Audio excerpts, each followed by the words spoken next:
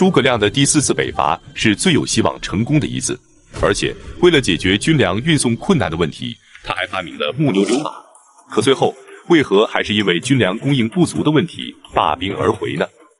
本期视频我们就一起走进诸葛亮第4次北伐及司马懿魏蜀不会。231年2月，得知陇西之地半年没有下雨，诸葛亮决定再次出兵陇西，这便是他第4次北伐，也是第2次兵出祁山。无论从汉中出兵曹魏，还是从曹魏出兵汉中，都需要翻越秦岭，因此作为进攻方，最为困难的便是运送军粮。为了解决这个难题，一方面诸葛亮让同为托孤重臣的李严负责督运粮草，另一方面他发明了至今都无人能够真正复原的木牛和流马。关于木牛流马的具体样貌有很多种说法，按照《宋史》记载，木牛流马其实是一种独轮的小车，其中木牛是具有前缘的独轮车，可供牲畜或者人力拉着走，木马则没有前缘，全靠人力推行。《祖冲之传》则记载，木牛流马里有独特的自动机械装置，不需要牲畜或者人力便可自动前行。《三国志》的造木牛之法中记载，木牛需要2个人协同使用，一个人负责前面拉，一个人负责后面推，载重高达1岁粮，即1名士兵1年的口粮，相当于今天的400斤左右。关于行进速度，如果单独行动，每天可走10里，一起行动则每天可走20里。总之，有了这个东西之后，诸葛亮再也不用担心军粮运输的问题了。3月，诸葛亮的大军到达了澧县以东23公里的岐山堡。此时，魏军在岐山堡驻扎着一支数千人的军队，由贾似和魏平率领，郭淮和费耀则驻守在上邽。于是，诸葛亮让王平率领一支军队前去攻打岐山堡，他自己则亲率主力越过西县，向上邽挺进。西县即今天的甘肃省礼县盐官镇，也被称为鲁城。由于这里有高浓度的卤水从地下涌出，自古就盛产水盐，因而得名鲁城。驻守上邽的郭淮和费耀刚被魏延和吴懿打败不久，此时得知诸葛亮率领主力大军前来攻打，不敢出城迎战，只能龟缩城里固守待援。于是诸葛亮便打起了上邽周围小麦的主意。史书上记载的是山上邽之麦，山的本意是铲除杂草，因此由于当时小麦尚未成熟，诸葛亮派兵将上邽附近的小麦全部收割，目的并不是充当军粮，而是毁掉魏军的粮草储备。再来看曹魏方面，曹睿得知诸葛亮出兵陇西后，便准备派遣大军前去救援。可是就在诸葛亮的大军到达陇西的当月，刚刚就任大司马的曹真就病逝了。于是曹睿便派遣司马懿率军前往，张合等人跟随。那么曹睿为何要让司马懿领兵而不是张合呢？要知道诸葛亮第1次兵出祁山可是被张合打败的。首先，曹操自起兵以来一直依靠的都是曹氏的宗族以及夏侯氏，可是随着曹休和曹真、夏侯尚和夏侯惇等人的去世，曹氏和夏侯氏已经后继无人，于是曹睿才不得已启用了司马懿等人。至于不用张合，主要考虑到他是官渡之战时从袁绍阵营投降过来的降将，因此虽然他屡立战功，但始终不能被最大程度的重用。不多时，司马懿的大军便抵达了扶风郡的鱼糜县，即今天宝鸡市的千阳县。这时张合给司马懿建议，让他留守一部分兵力驻扎在雍城和眉县，确保后方的安全，可被司马懿拒绝。司马懿认为诸葛亮此次出兵势在必得，如果前军抵挡不住，分兵只会让蜀军各个击破，重演当年英布叛乱击败楚国3路大军的悲剧。于是他率领全部援军日夜兼程，从陇关道前往上邽。大军到达上邽以东的时候，司马懿考虑到蜀军劳师远征，粮草补给必定困难，而且他自己也是长途奔袭而来，不宜立即出战。于是他便据险而守，将大军驻扎在上牧城，诸葛亮则率军驻扎在下牧城，双方便在这里展开了对峙。不久之后，诸葛亮为了避免战线拉得太长，决定率军后撤。见蜀军撤退，司马懿让费耀和戴陵率领4000人防守上邽，其余主力则由他亲自率领，尾随着诸葛亮的大军行进。而且每当占据险要之地，他便命令士兵挖掘堑壕，防止诸葛亮偷袭。期间，他让部将牛金率领轻骑出击，引诱诸葛亮出兵。然而，诸葛亮也不应战，继续率领大军后撤，一直退到了鲁城。然后，他兵分两路，占据了南北二山，依托山势扎下营盘，同时派人筑堤断水，阻挡魏军。司马懿则就近登山绝营，与蜀军在鲁城再次展开对峙。魏军的将领们见司马懿一路尾随而来，不敢与诸葛亮开战，都非常的憋屈，于是纷纷请求出战，可司马懿就是不答应出兵。张合也按耐不住，再次给司马懿献计说，诸葛亮远道而来，孤军粮少，岐山堡的守军得知我们的主力大军到达后，必然会固守要塞，因此我们应该屯兵于此，然后派出骑兵绕到敌人的后方，包抄蜀军，截断其后路。如果继续这样避敌不战，恐怕只会坐失民望啊！可司马懿再次拒绝了张合的建议。此时的岐山堡还未被攻破，但完全被蜀军隔离。贾似和魏平不断地派人向司马懿求救，可司马懿却未派一兵一卒。魏国的将领们忍无可忍，便讥笑司马懿说：“你为蜀如为虎，就不怕被天下人耻笑吗？”正在这时，诸葛亮为了引诱司马懿出兵，主动将围攻岐山堡的军队撤回鲁城，自断后路。司马懿见属下的将领们群情激愤，如果再不出兵，恐怕军心不稳，于是只能下定决心，准备向诸葛亮发动进攻。5月，魏军兵分两路出击，一路由司马懿亲自率领，进攻鲁城以北的诸葛亮主力；一路由张合率领，进攻鲁城以南的王平，力图以前行攻势击败诸葛亮。至此，鲁城之战正式打响。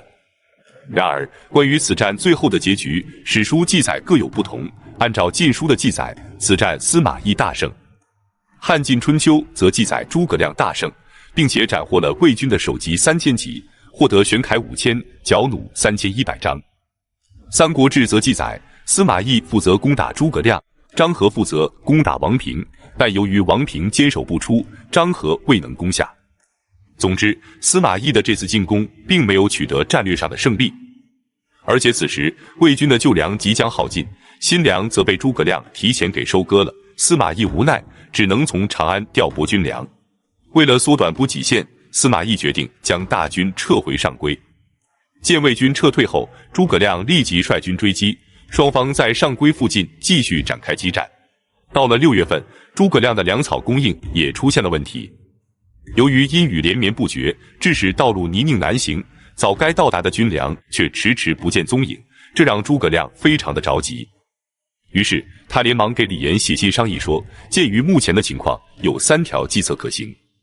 其中上策是从汉中出兵，攻打雍城和眉县，阻断魏军从关中通往陇右的粮道，这便是张合当时建议司马懿在雍城和眉县留守兵力的原因。中策是保证大军的粮草供应，这样蜀军便可与魏军打持久战和消耗战。至于下策，如果李严实在不能保证粮草供应，那就及时告知他要做好退兵的准备。可见，无论最终采取哪个计策，主要取决于李严的军粮供应情况。不多时，参军马忠和督军程蕃从汉中赶来上邽，并且带着刘禅的口谕，命令诸葛亮立即撤军。诸葛亮听后仰天长叹，形势如此大好的战役，又是因为军粮不济，只能再次无功而返了。于是诸葛亮无奈地下达了撤军的命令。司马懿得知诸葛亮准备撤军，立即命令张合率军追击，可张合反对说，兵法有云，为师必却，归师勿遏，此时追击诸葛亮必定会遭遇蜀军的埋伏，定不可行。可司马懿再次否决了张合的建议，并且以主帅的名义强行命令他立即出兵。张合无奈，只能率兵前去追击。当他追到木门谷的时候，蜀军果然在这里埋伏了重兵。刹那间，蜀军万箭齐发，喊杀声四起。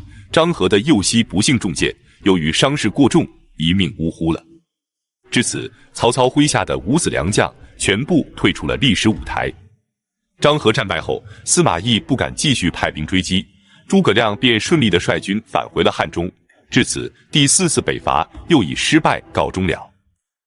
可这次北伐的失败让他非常的窝火。当他回到汉中之后，李严却假装惊讶地询问诸葛亮说：“军粮非常充足，丞相为何要退兵呢？”他明知自己督运军粮不利，可不但不悔改，还想把此战失败的责任推卸在诸葛亮的身上。诸葛亮质问他说：“军粮既然充足，为何没有送到前线呢？”李严却表现得非常无辜，下令逮捕了具体运送军粮的岑述，继续推卸自己的责任。随后，他还给刘禅上表说，诸葛亮之所以退兵，采取的是诱敌之计，准备将敌人引来之后与其决战。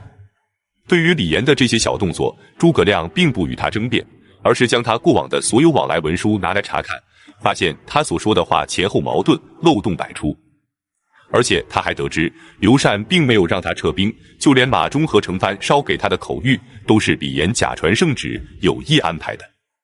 当诸葛亮将所有证据都摆在李严面前的时候，他才词穷理屈，开始叩头认罪。随后，诸葛亮给刘禅上表，将李严贬为庶人，流放到梓潼郡。李严的儿子李丰则被没收兵权，改任为从事中郎。至此，诸葛亮最有希望的第4次北伐毁在了李严的手里，大军无功而返。诸葛亮在第5次北伐时病逝于五丈原，这是诸葛亮与司马懿的巅峰对决，就连病逝之后，双方依然在斗智斗勇。那么，五丈原具体在哪？司马懿为何不与诸葛亮决战呢？本期视频，我们就一起走进诸葛亮第5次北伐及病逝五丈原。从228年到231年的4年之间，诸葛亮发动了4次北伐，结果都以失败告终。诸葛亮意识到粮草辎重是决定北伐成败的关键因素，因此第4次北伐失败之后，他便决定秣兵立马，休养民生。在接下来的3年时间里，他一刻都不敢懈怠，一边休兵劝农，筹集军粮，一边训练士卒，处理政务，为下次北伐做好充足的准备。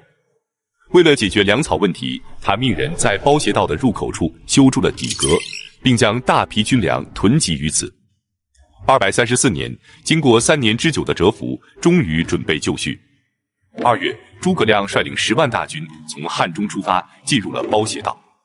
此次北伐的目标虽然是关中，但并不是准备拿下关中，而是断绝关中与陇西的联系，然后控制陇西各郡以及凉州，进而两面夹击，蚕食曹魏。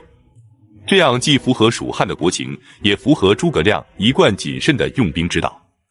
大军出发之前，他已经派遣使者前往东吴，与孙权商议对策，准备同时攻伐曹魏。3月，曾经的汉献帝，后来的山阳公，与诸葛亮同岁的刘协病逝，享年54岁。4月，诸葛亮的大军翻越秦岭，来到了眉县附近。与此同时，司马懿也率军来到了渭水北岸阻击。这时，司马懿对将领们说，如果诸葛亮从武功水出兵，沿着秦岭山脉向东进军，的确有些麻烦，但是如果他向西前往五丈原，那就不必担忧了。渭水与武功水交汇的三角地带，有一块凸起的黄土台，被称为五丈原。原上地势平坦，东西两侧则是陡峭的山壁，地形非常险要。不出司马懿所料，诸葛亮果然率军前往五丈原安营扎寨。得知诸葛亮驻军五丈原，曹魏的将领们便建议司马懿放弃渭水以南，在渭水北岸扎营，等到诸葛亮率军渡河之时，半渡而击，定能击败蜀军。可司马懿认为渭水之南有百姓积聚的粮秣财物，不可放弃，于是他率军渡过渭水，然后背靠着渭水筑垒扎营。这时，曹魏的将领们想起司马懿的推断，只要诸葛亮进驻五丈原，便没什么可担心的。于是诸将非常高兴，只有郭淮忧心忡忡。他对众人说，诸葛亮肯定会越过渭水，占据北原，然后便可出兵北山，断绝陇道，扫荡魏国的百姓以及北方的胡人，此乃国家安危之大患啊！司马懿这才意识到了北原的重要性，于是立即让郭淮等人率兵防守北原。然而堡垒还未修筑完成，诸葛亮就已经派兵前来攻打了。所幸郭淮提前做好了准备，蜀军未能攻破，只能撤兵而回。过了几天，诸葛亮再次出兵向西而行。曹魏的将领们认为，诸葛亮此次出兵一定是准备攻打西围，进而攻取陈仓，但郭淮认为诸葛亮向西出兵只是虚张声势，为了让我军做出回应，而他真正的目标一定是杨遂。于是司马懿便让郭淮和胡遵前往杨遂，加强守备。当晚，蜀军果然没有前往西围，而是调转方向前来偷袭杨遂，但由于郭淮早有防备，蜀军没有攻下，只能撤兵而回。此后，诸葛亮驻守五丈原，司马懿则在渭水南岸按兵不动，双方就这样一直对峙着。司马懿的目的很明确，就是要消耗蜀军的粮草。等到蜀军粮草耗尽，诸葛亮便只能自行退走了。然而，诸葛亮此次出征，在粮草供应上下足了功夫，不但在包斜道的南口囤积了大批粮草，还采用木牛流马运输，所以蜀军粮草充足。随后，他还让士兵们在武功水西岸屯田种粮，与魏国的百姓和平相处，做好了与司马懿长期对峙的准备。就在这时，东吴对曹魏也发动了进攻。孙权率领10万大军进驻巢湖口，准备前去攻打合肥。如果说陇西是诸葛亮毕生所求之地，那么合肥便是孙权心中永远的痛。为了策应攻打合肥的主力，孙权让陆逊和诸葛瑾率领万余人进驻江夏和绵口，让孙韶和张成等人进逼广陵和淮阴，以牵制曹魏的其他兵力无法救援合肥。满宠得知孙权亲率10万大军而来，连忙给曹睿上表，建议放弃合肥，将吴军引到寿春决战。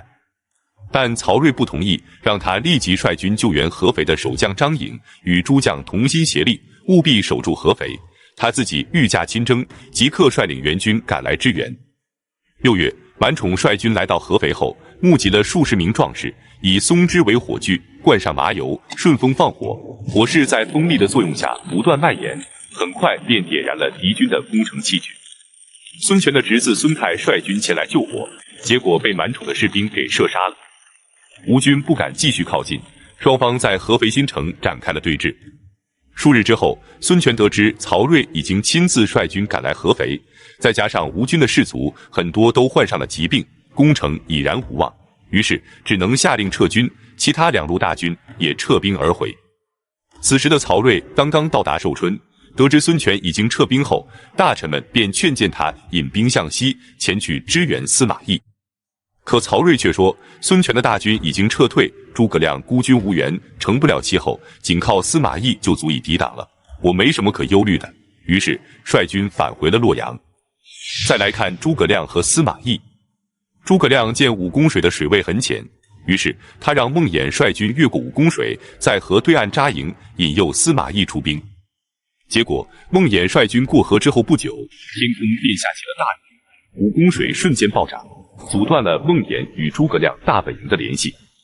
司马懿得知后，立即派兵出击，攻打孟衍。诸葛亮连忙派遣工兵架设浮桥，命令弩兵向河的对岸不停射箭，以压制魏军。不多时，浮桥架设完毕，孟衍率军返回。司马懿见状并不追击，下令撤军而回。就这样，双方小打小闹的打了几仗，始终没有发生大规模的激战。到了8月份，双方已经对峙100多天了。诸葛亮数次发起挑战，但司马懿始终不肯应战。为了激怒司马懿，诸葛亮派人给他送去了女人的衣服，讽刺他像女人一样不敢出战，但司马懿依然不为所动。可是司马懿能够忍受，属下的将领们却实在是忍无可忍了，纷纷请求出战。司马懿为了平息将领们的情绪，担心引起众怒，立即给曹睿上表，请求出战。曹睿得知后，连忙派遣辛毗为持节使者前来节制司马懿的大军。不多时，诸葛亮再次派兵前来挑战，司马懿一反常态，假装非常愤怒，立即整顿兵马，率领将士们做出要与诸葛亮决战的态势。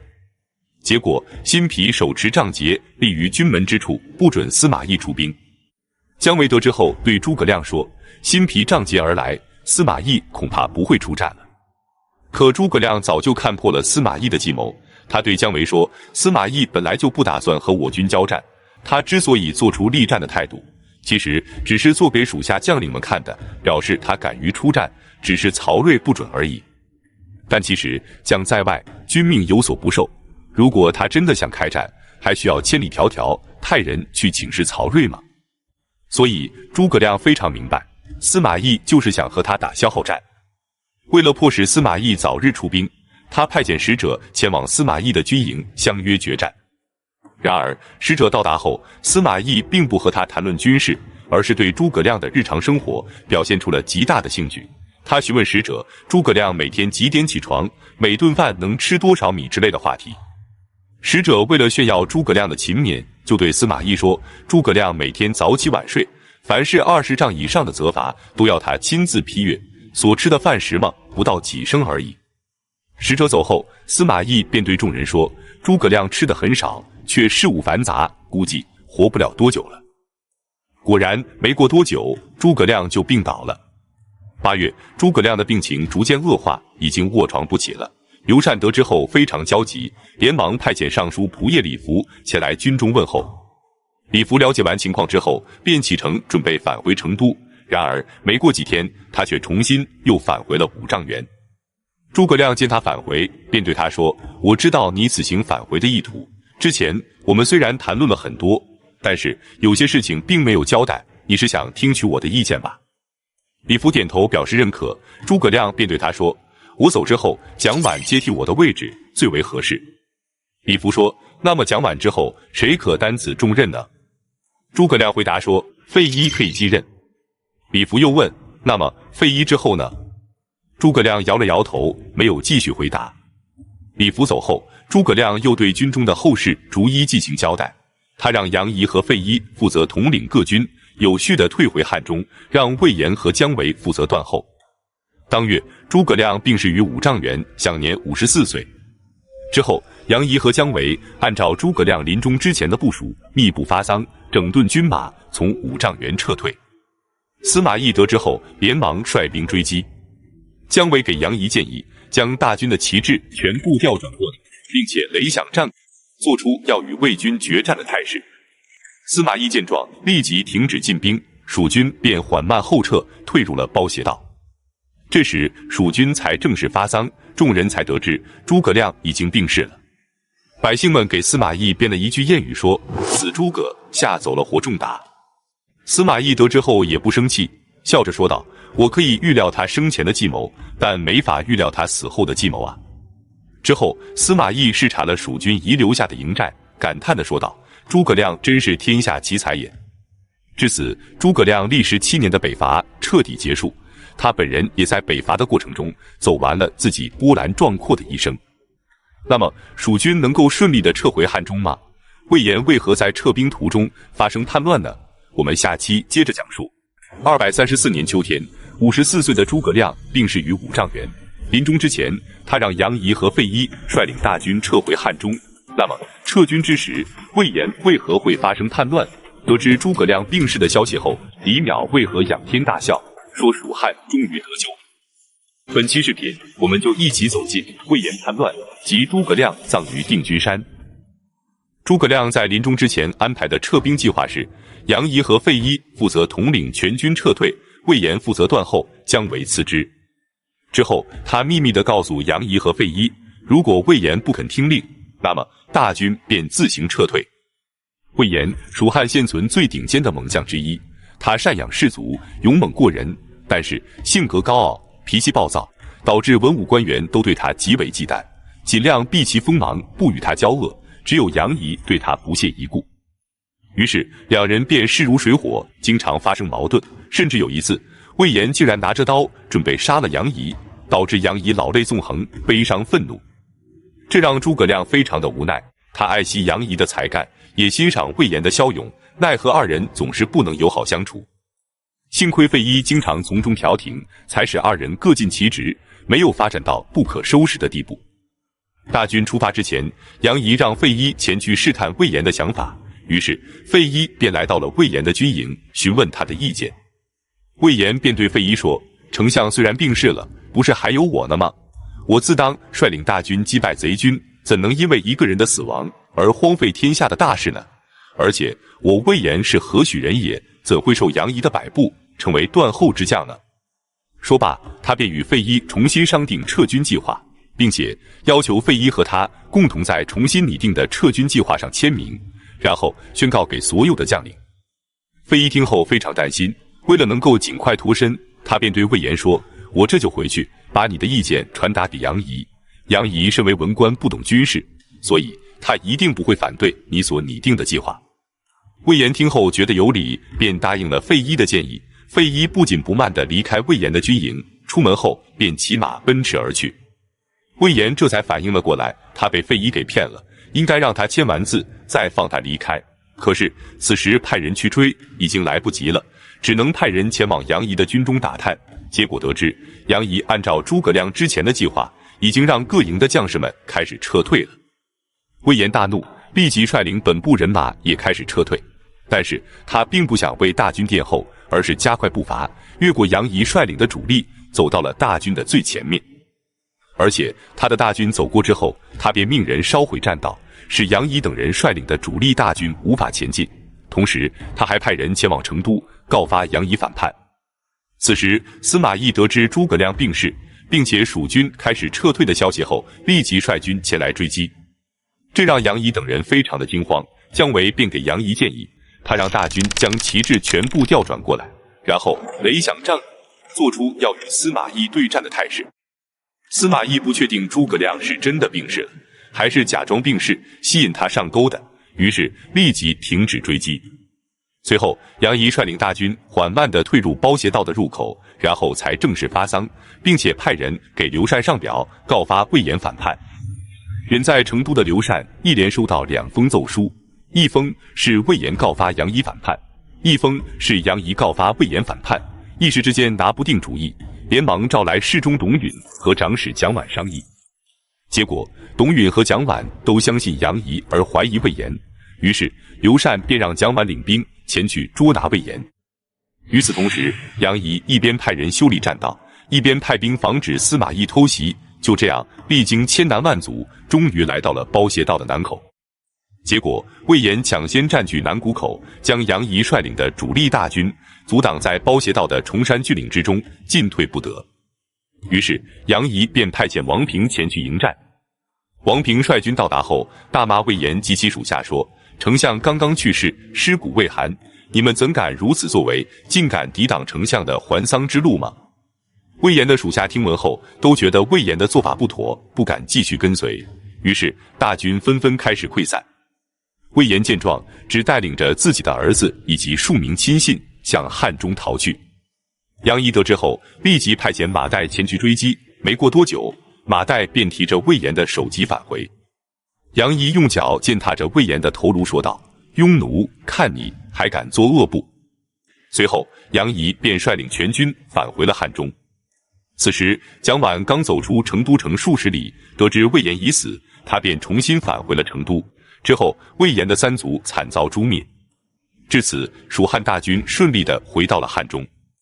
诸葛亮在临终之前，对他自己的身后之事也做好了安排。他让部下将他安葬在定军山下，墓穴不要太大，能放进去棺木就行，不要任何东西陪葬，寿衣就用平常的衣服即可。关于他的财产，只有800株桑树和15顷土地。于是诸葛亮被安葬在勉县的定军山镇，刘禅追谥其为忠武侯，因此他的墓地便被称为武侯墓。蜀汉各地的官员和百姓们得知后，举国悲痛，哀声遍野。然而作为前魏郡太守以及丞相参军的李淼却仰天大笑，高呼道：“苍天有眼啊，蜀国终于可以得救了。”李淼字汉南，广汉郡七县人，即今天四川省三台县人。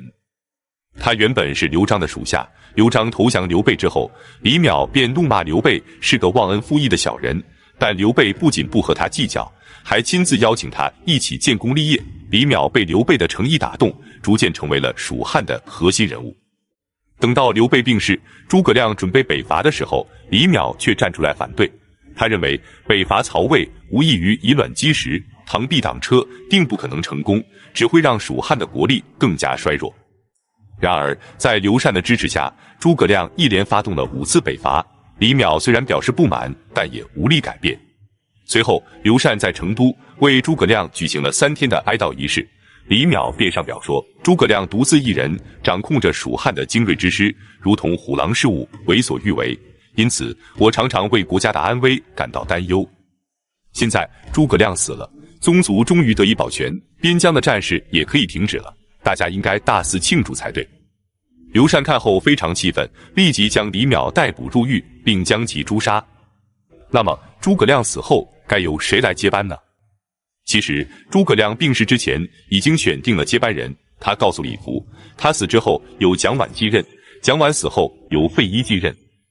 然而杨仪却表示不服，他仰仗着自己顺利地将大军带回汉中，并且讨伐并诛杀了叛乱的魏延，所以他自以为功劳巨大，理应接替诸葛亮执掌朝政。何况他任职尚书的时候，蒋琬只是他属下的尚书郎，虽然他们后来都升为了丞相参军长史，但是蒋琬一直留守成都，他自己则跟随诸葛亮数次北伐，因此他认为自己比蒋琬的资历老，才干也超过蒋琬，理应由他接任才对。然而诸葛亮却认为他性情急躁，心胸狭隘，因此就连蒋琬之后提议的都是费祎，而不是杨仪。于是杨仪非常不服，言语之间经常流露出怨愤的情绪，导致大臣们不敢与他交往，只有费祎经常前来看望他。有一次杨仪便对费祎说，丞相去世之时，如果我举兵投靠了曹魏，何苦会落魄到今天这步田地，真是让人追悔莫及呀。费祎没有搭话，回去之后便给朝廷上表奏明了杨仪的怨言。刘禅下令将杨仪废为庶民，流放于汉家郡。结果他再次上书诽谤，言辞激烈，刘禅便准备将他逮捕入狱，还没等官兵到达，杨仪就自杀身亡了。诸葛亮刚刚病逝的时候，大臣们非常担忧，只有蒋琬的言谈举止如同平常一样，久而久之，众人才逐渐安定了下来，蜀汉政权终于得以平稳的发展。本期视频就到这里，感谢观看，下期再见。